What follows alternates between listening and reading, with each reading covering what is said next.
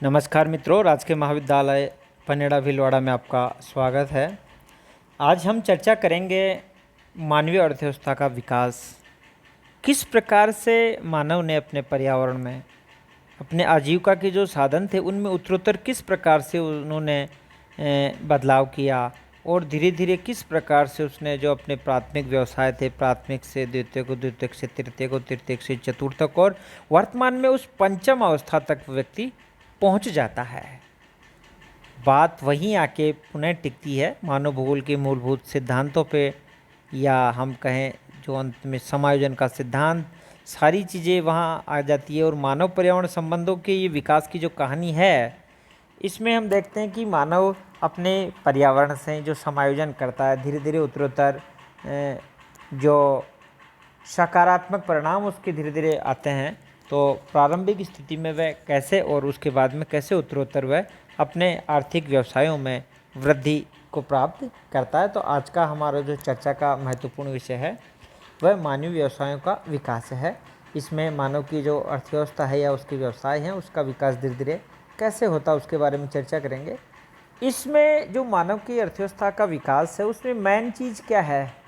मानव द्वारा चयन और परिवर्तन, दो ही काम मानव कर रहा है। जैसे कि हमने पहले भी बताया था, जो मानव भूगोल का मूल सिद्धांत हमने पढ़ा था समायोजन का सिद्धांत। उस समायोजन में हमने दो तथ्य जो थे समायोजन के प्रमुख रूप से उन पे फोकस किया था।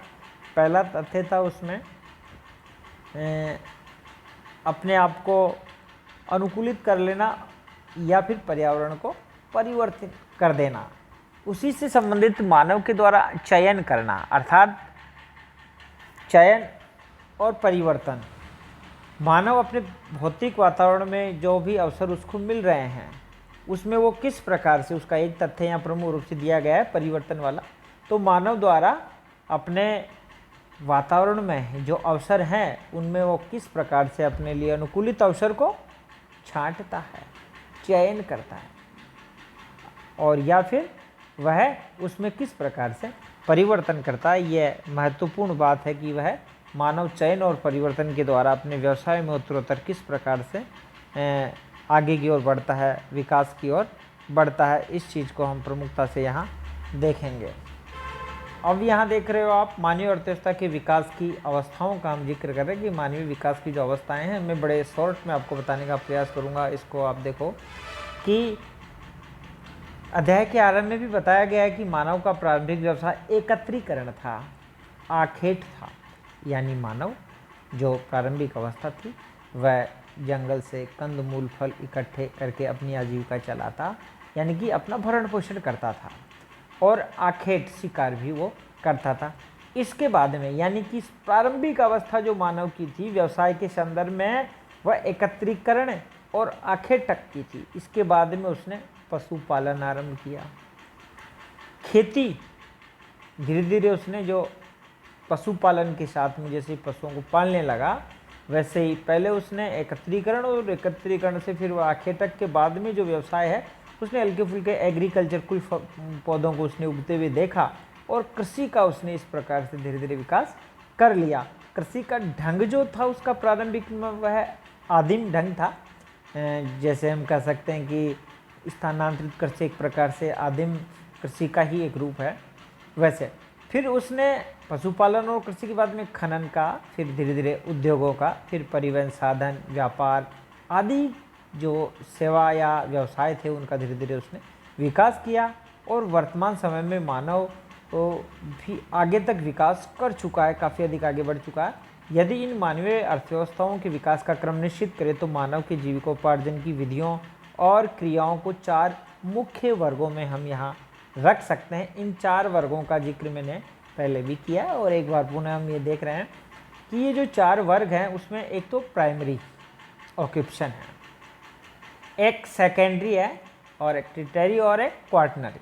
यानी कि प्राथमिक व्यवसाय, दूसरी श्रेणी के व्यवसाय, या तीसरी श्रेणी के व्यवसाय, या चतुर्थ श्रेणी के व्यवसाय। मैंने पहले भी आपको बताया था कि प्रथम श्रेणी के जो व्यवसाय हैं वे प्रकृति से सीधे संपर्क में आके, मानव अपने वातावरण से सीधे संपर्क में आके प्रकृति से जो दोहन करता है वह प्राथमिक श्रेणी के व्यवसाय के अंतर्गत आते हैं। और द्वितीयक श्रेणी के व्यवसाय में मैंने आपको बताया था कि प्रमुख रूप से निर्माण, विनिर्माण और विशेषीकृत खनन, विशेषीकृत एग्रीकल्चर, प्रोसेसिंग से संबंधित काम, इंडस्ट्री, ये शामिल हैं। तीसरी श्रेणी के इनके इतर जो काम बच गए वो परिवहन, व्यापार, संचार के साधन आदि के बारे में। और चतुर्थ श्रेणी की जो व्यवसाय है इसी के अंतर्गत जो मैंने आपको बताए थे कि कम्युनिकेशन से संबंधित कोई काम हो सकते हैं, रिसर्च से संबंधित कोई काम हो सकते हैं, या फिर मैनेजमेंट से संबंधित कोई काम हो सकते हैं। तो प्रबंधन के हो सकते हैं, शोध के हो सकते हैं, या इंफॉर्मेशन तकनीकी से संबंधित कोई काम हो सकते हैं। तो ये 4 श्रेणियाँ एक बार पुनः मानव के व्यवसायों की प्राथमिक, द्वितीयक, तृतीयक और चतुर्थक का जिक्र हमने किया है। प्राथमिक व्यवसाय में भोजन एकत्रित करना, आखेट करना, आदिम ढंग से कृषि, मछलियों को पकड़ना, वनों को काटना, पशुओं को चराना, आदिम प्रकार की कृषि आदि और खनन, ये कार्य प्राथमिक व्यवसाय में शामिल। आपको अच्छे से क्लियर होना चाहिए कि प्राथमिक व्यवसाय कौन से हैं। कृषि करना, पशुओं को चराना, लकड़ी काटना, मछली पकड़ना है, शिकार, आखेट करना या शिकार करना, आदिम प्रकार की जो कृषि है या खनन कार्य हैं, ये प्राथमिक हैं। द्वितीय का जिक्र हमने किया, तृतीय का जिक्र हमने किया। अब हम देखेंगे चतुर्थ श्रेणी के व्यवसायों के विशेष संदर्भ में कि चतुर्थ श्रेणी के जो व्यवसाय हैं ये प्रबंधन, शासन, सुरक्षा, रिसर्च और वैश्विक लेवल पे जो ग्लोबल स्तर के जो बड़े कार्य होते हैं, जिनका उच्च लेवल होता है, वे सारे के सारे जो कार्य होते हैं वो इस चतुर्थ श्रेणी के व्यवसायों के अंतर्गत शामिल हैं। मानवीय अर्थव्यवस्था के विकास की विभिन्न अवस्थाओं को पढ़ने से पूर्व विद्यार्थियों को ये भली भांति समझ लेना चाहिए कि उपरोक्त व्यवसायों में से चतुर्थ श्रेणी के व्यवसायों को प्रधानतः सांस्कृतिक वातावरण निश्चित करता है और उसके लिए भौगोलिक वितरण के मानचित्र बनाना अत्यंत जटिल कार्य है। यानी इन चतुर्थ श्रेणी के व्यवसायों का वितरण जो है बड़ा जटिल देखने को मिलता है, क्योंकि इनका सीधा संबंध किसी पृथ्वी के धरातल पे भौतिक कारकों से ज़्यादा प्रभावित नहीं होकर वहाँ के कल्चर वातावरण से या सांस्कृतिक वातावरण से विशेष रूप से प्रभावित होता है, क्योंकि चतुर्थ श्रेणी के जो व्यवसाय हैं ये मानव के लिविंग स्टैंडर्ड, जीवन स्तर क्या है, उसकी दक्षता, उसकी क्षमताएं, उसके आविष्कार, उसकी रिक्वायरमेंट और उसके जीवन का स्तर क्या है, उस चीज़ पे ये निर्भर करता है। और ये प्रत्येक स्थान का भिन्न भिन्न देखने को मिलता है।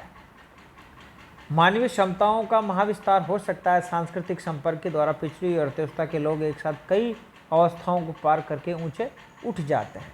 इसका प्रत्यक्ष उदाहरण पूर्ववर्ती सोवियत संघ में किर्गिज क्षेत्र में, अरल और क्षेत्र, पश्चिमी साइबेरिया के क्षेत्र में कुछ क्षेत्र हैं जहाँ इस प्रकार के लोगों से प्राथमिक, द्वितीयक के बाद में चतुर्थक व्यवसाय वाली स्थिति में आ गए। और ये विशेषकर से बड़े महानगरों में आपको दिखता है कि लोगों का जीविकोपार्जन जो है चतुर्थक के व्यवसायों में ज़्यादा लगे होते हैं। उच्च वर्ग के जो लोग हैं जिनका लिविंग स्टैंडर्ड काफ़ी बढ़ गया और जो पीढ़ियों से बहुत पहले से ही एडवांस थे, वे लोग इस प्रकार के व्यवसायों में ज़्यादा संलग्न होते हैं।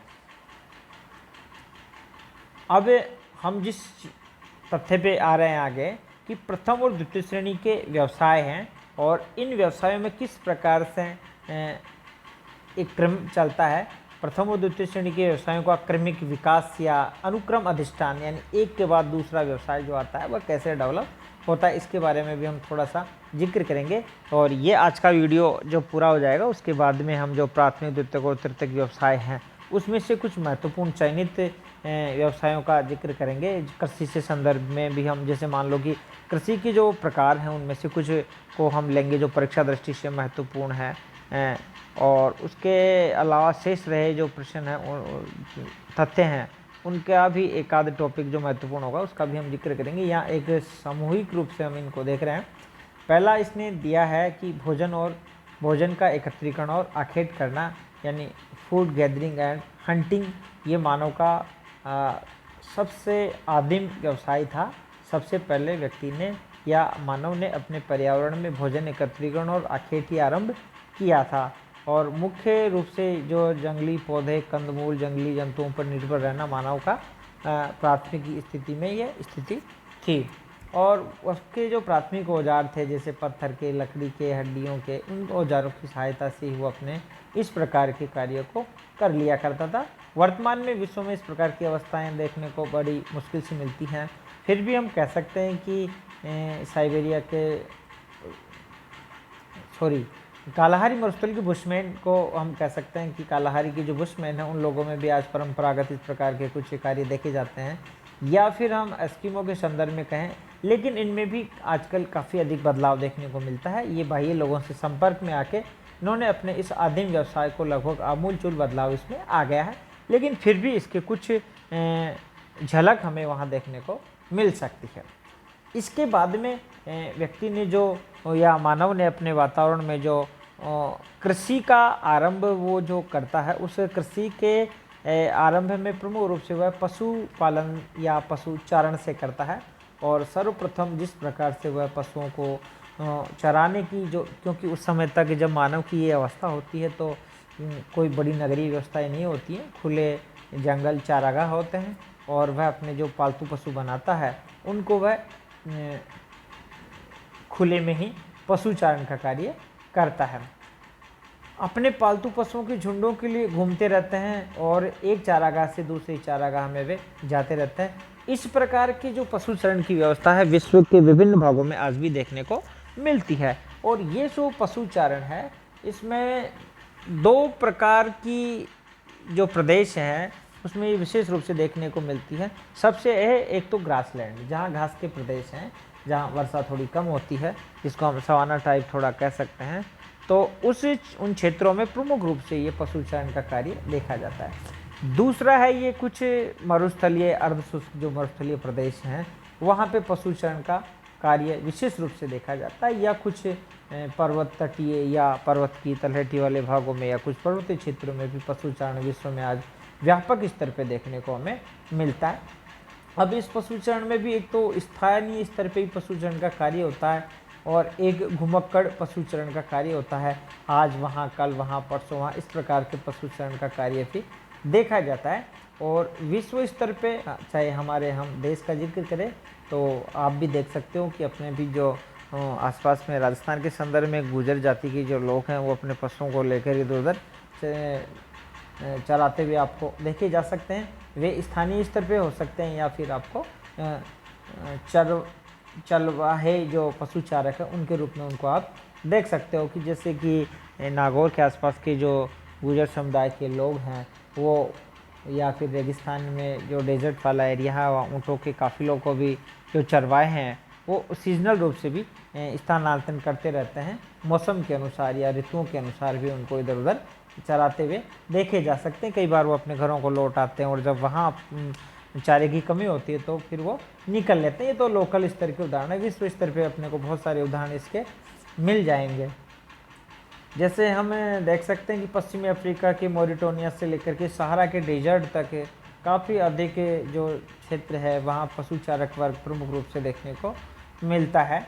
इसके अलावा जो प्रमुख रूप से हम देखते हैं कि चाइना में देख सकते हैं कि पश्चिमी चीन में उइगर और खासकर जो हैं वो भेड़, और तिब्बत में जो याक के चरवाहे अपने को देख सकते हैं हम, और किर्गिस्तान, तुर्कमेनिस्तान, उज्बेकिस्तान, ताजिकिस्तान में भी पशुचारण का कार्य जो है प्रमुख रूप से होता है। ऐसा ही हम कुछ टेगाउ टुंड्रा में भी कुछ हद तक, जैसे कि लैब्स हैं और सेमोयड्स तुंग हैं, ये अपने रेंडियर वगैरह को चराते हुए हमें देखे जा सकते हैं। तो ये था एक पशुचारण का विश्व स्तर पर। डिटेल में हम थोड़ा और देख लेंगे, अभी थोड़ा सा कम ही हम देख पाएंगे इसके विषय में।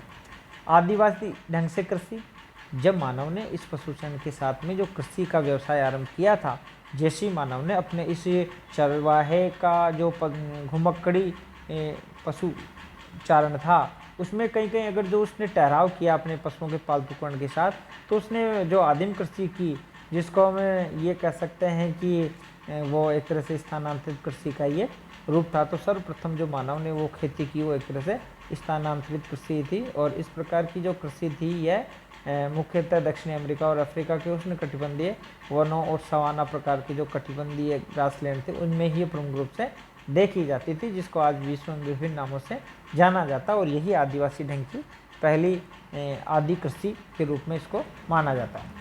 फिर ये जो एग्रीकल्चर था इसके भी कई रूप विश्व में देखने को मिलते हैं, और मोटे रूप से अगर इसको हम देखें तो दो भागों में डिवाइड कर सकते हैं, एक पूर्वी ढंग की कृषि और एक पाश्चात्य ढंग की कृषि। यानी कि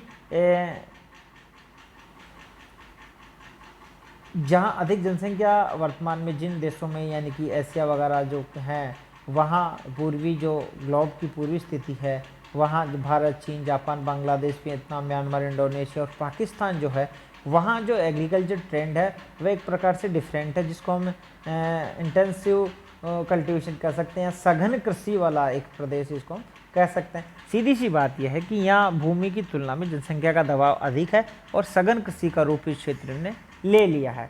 दूसरी तरफ देखते हैं जैसे कि जो डेवलप्ड कंट्री हैं, जैसे कि अमेरिका है, कुछ यूरोपीय प्रदेश हैं, ऑस्ट्रेलिया है, तो यहाँ की जो कृषि है वह विस्तृत प्रकार की कृषि है, जिसको हम पाश्चात्य कृषि के नाम से जानते हैं। ये देखा हमने एग्रीकल्चर का दो मोटे रूपों में हमने देखा। अब ये बात एक अलग है कि जो पाश्चात्य और पूर्वी कृषि है उसके अंदर भी काफ़ी अधिक कृषियों के हम उप विभाग देखेंगे, और लगभग विश्व स्तर पे हम देखेंगे कि 13 से 12-13 प्रकार के एग्रीकल्चर विश्व स्तर पे आज कृषि के जो प्रकार हैं वो 13 प्रकार के कृषि की व्यवस्थाएं जो हैं ये अपने आप में अच्छी तरह से डेवलप हो चुकी हैं। 13 टाइप या प्रकार में इनको हम डिवाइड कर सकते हैं। फिर देखते हैं वन उद्योग और लकड़ी काटना, ये वनों से संबंधित है, और धीरे धीरे वन उद्योग और लकड़ी काटने का व्यवसाय धीरे धीरे डेवलप होता है, और इसके बाद में फिर मानव निर्माण उद्योगों की तरफ आगे बढ़ता है, और निर्माण उद्योगों के बाद में धीरे धीरे वह तृतीय और चतुर्थ श्रेणी के व्यवसायों की ओर आगे बढ़ता जाता है। और इस प्रकार से हमने मोटे रूप से ये मानव के विकास की जो अवस्थाएँ थी उसका एक हमने जिक्र किया है। आगे आने वाली वीडियो में हम प्रमुख रूप से जो चर्चा करेंगे वे सिलेक्टेड एग्रीकल्चर टाइप होंगे, विश्व स्तर पे जो महत्वपूर्ण कृषि के प्रकार जो हैं उस पर हम विशेष रूप से चर्चा करेंगे। धन्यवाद मित्रों।